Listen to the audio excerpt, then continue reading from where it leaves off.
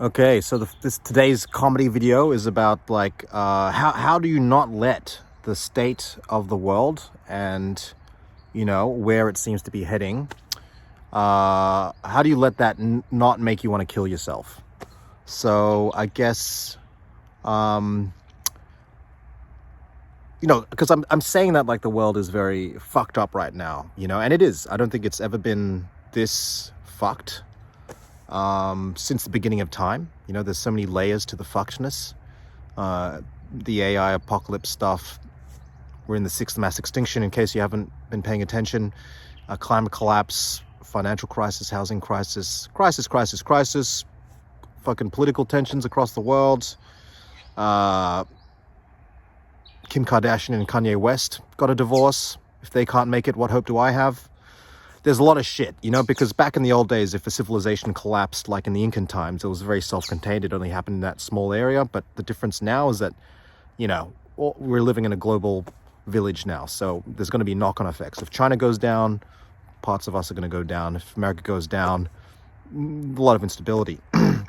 But having said that, I look around right now where I'm in this very lovely patch of bush, and life's actually pretty good right now. I've got really nothing to complain about. I'm fed. I've got a roof over my head. I've got some level of direction in my life. So, if I just zoom back into where I am in the present moment, life's actually pretty good. There's fucking birds singing above me. They don't know about the AI apocalypse, right? Why should it even get to them? So this is where I have to balance these two awarenesses, the awareness of the present moment, and that things are actually quite good right now, and it's good to be aware and grateful for that, while simultaneously holding the awareness that civilization collapse could potentially happen in my lifetime, which is a bit of a downer, but I have come to some level of non-attachment, because before I would really get that shit I would get down. I was actually quite depressed a lot of the time, very pessimistic, angry, and I had to run the course of that emotional process. But I've come out the other side now, where I really don't think it pays to be pessimistic about the future. I mean, or just to buy in to the doom porn all the time. Like, it doesn't really help. It just makes you depressed, and it makes you a very annoying person to have at a dinner party. And so I kind of realized that there's no real point to get depressed about the potential of multiple system collapse in my lifetime. And in some ways it's kind of, there'll be some good things about it. I'm going to go out on a limb here. I've become, there's a sense of purpose and meaning will be given to people's lives if the shit starts hitting the fan. I was stuck in the Northern Rivers floods, and I got to witness sort of a dry run for an apocalyptic scenario. And obviously people died, and it was very tragic, but I did see that the community really came alive, and people were really quite driven by meaningful and purposeful, like they wanted to help, and all social scripts were dropped, and suddenly everyone came together, and there was this sort of unified feeling of we got to just help each other out, which I'm hoping will happen during the apocalypse or collapse. So there was a lot of human moments which are often deprived from us when we're just living in the matrix. So yeah, there is a certain upside to being stuck in very intense, life-threatening situations. I also do feel that during these high-pressure events, it could potentially help people's relationships, because both interpersonally and tribal and, romantically, because I think the problem with relationships these days is that we have no survival pressures. There's nothing to unify us against.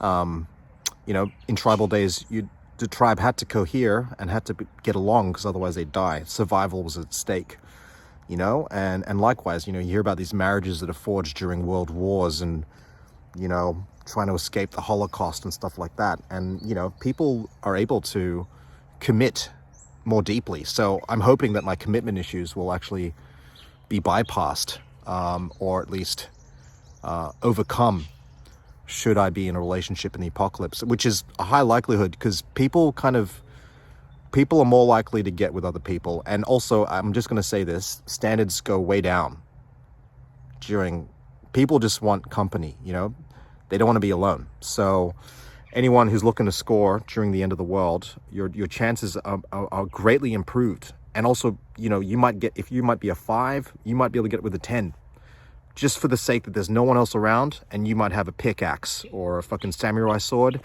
and that might just be enough to push you over the edge. I've kind of got to this point where I'm not pessimistic anymore. I would say I'm more curious. I wouldn't say I'm optimistic. I'm just interested in what happens next, you know, because all our predictions are based on what we currently know. But sometimes what we currently know isn't the whole picture. You know, there's new information which comes in, which can severely challenge everything. Like, all predictions are always based on known knowledge. And I see this, like, the scientists have been predicting the end of the world since, you know, for 20 years or 30 years. The end of the world has been predicted since the beginning of time, pretty much, you know. So it just makes me wonder if measurements are off. Often time scales are a bit screwy. So some people are saying we're looking at around 3 to 5 years, max 15 years before shit really hits the fan. And so I hold in my mind that, you know, sometimes people's predictions are off. And yeah, that this idea that, like, for example, what really changed the way that I thought about what was happening is the Senate hearings of the UFOs. The UFO Senate hearings, if you guys haven't been paying attention, like, it's fucking pretty cooked. Just look up on YouTube, high court judges interviewing high-positioned military whistleblowers who basically come clean and speak of the existence of non-biologic human remains, encounters with crashed UAPs, unidentified aerial projectiles, UFOs basically, postulations of, sorry, some people are walking past and I don't want to be that guy ranting about UFOs in the bush again. But basically postulations of interdimensional travel. It's pretty off the hook, like, in a high court judge situation. And not many people are really following this, which I think is crazy. Like, basically the US military is saying UFOs are real, aliens are real. And that to me just fucking snapped me out, because I was just like, wow, okay, anything can happen now. All bets are off. As soon as the fucking aliens are being talked about in the Supreme Court halls of justice, I don't know what the fuck's going to happen. Clearly, it could just turn Independence Day at the drop of a hat. The aliens could come down and save us all, and we'd do Bollywood musical numbers while we interbred with them, or whatever the fuck their agenda is. So, like, anything can happen. This is where I was just like, oh, you know what? I actually don't know what's happening now. I can't predict anything now. Now that the aliens are here, who the fuck knows what's going to happen? So I was able to release a lot of the pessimism that I felt just through that one. And now it's kind of gotten to the point where I kind of see the world now through this lens of, like, it's become like a sort of absurdist farce, you know? I mean, think about it. The only problem is that we're inside the joke right now. But if you zoom out, it's pretty funny. I actually honestly feel my conspiracy theory is that we are in a dystopian sci-fi comedy reality TV show designed by high dimensional life forms, and they just got bored. They got bored of the series because it was sort of the same shit for millenniums, and then somewhere around the mid 2000s, you know, they were just like, fuck it, let's just turn the climate change all weird, let's make the weather a bit crazy, we'll elect a reality TV show, Trump, as president of the most powerful country on earth. We'll bring in the AI apocalypse shit, chuck in some aliens, chuck in a COVID virus, and, you know, it's entertaining now. It's very entertaining to them. So this is just like a sick joke that we just happen to be the butt of. But if you can sort of sit back with a bit of ironic, dramatic distance and see it for what it is, which is essentially some kind of absurdist reality, it's pretty funny. It's just not funny because it's happening to us. But if you can sort of step out and reframe things, it is pretty funny. So yeah, I think that's where I've come to now. This idea of not knowing. It's okay to not know. Open-hearted curiosity, because I really feel like these times are designed to basically fuck the intellect in the arse. Like these times are designed to break the intellect as a mode of guidance, because we can't think ourselves out of this rolling shit show of a fucking situation we're in. And it's okay. So sit back, enjoy the show until the flames lick at your feet and you're forced to crawl through puddles to eat the dried eyeballs of your neighbors for sustenance. But up until that point,